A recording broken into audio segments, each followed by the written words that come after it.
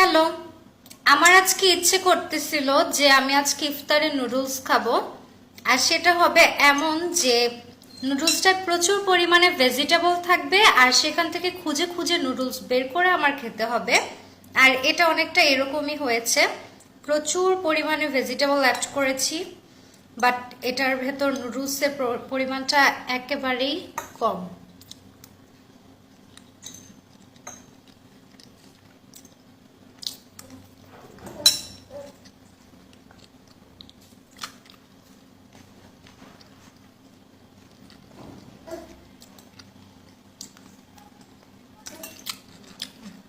নুডলসের স্বাদটা আছে লাল লাল নাগা মরিচ।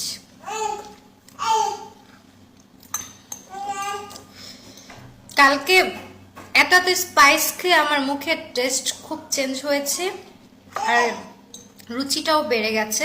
এই কয়েকদিন এমন হয়েছিল যে একটু শরবত খাওয়ার পর আর একটু পানি খাওয়ার পর আমি আর তেমন কিছুই খেতে পারতাম না, বাট যখন থেকে আমি এই নাগা মরিচটা ট্রাই করেছি এখন আমি ইফতারে বেশ ভালো খেতে পারি। আসলে আমি একটু ডায়েটিং এ ছিলাম, স্লিম হওয়ার ট্রাই করতেছি। সো মানুষ যখন একটু কম করে খায় তখন তার খাওয়ার পরিমাণটা অটোমেটিক্যালি অনেক কমে যায়, চাইলেও তখন মানুষ বেশি খেতে পারে না। আবার যখন বেশি খায় তখন তার মুখের রুচি এমনিতেই বেড়ে যায়। তো আমার বিষয়টা এমন হয়েছে, খাওয়ার পরিমাণ অনেক কমে গেছে।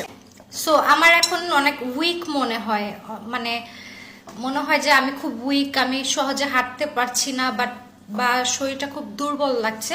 তো আমার মনে হলো যে ইফতারে অন্তত আমার আরেকটু খাওয়া দাওয়া করা উচিত। সো এটার কারণে আমি মুখের রুচিটা বাড়ানোর ট্রাই করলাম। নাগামরিচ খাবা?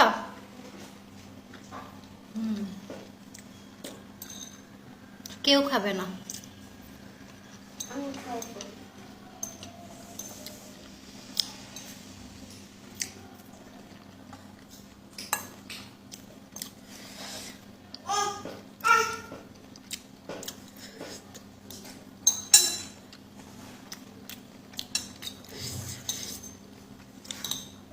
সাফা পড়ে যাবা।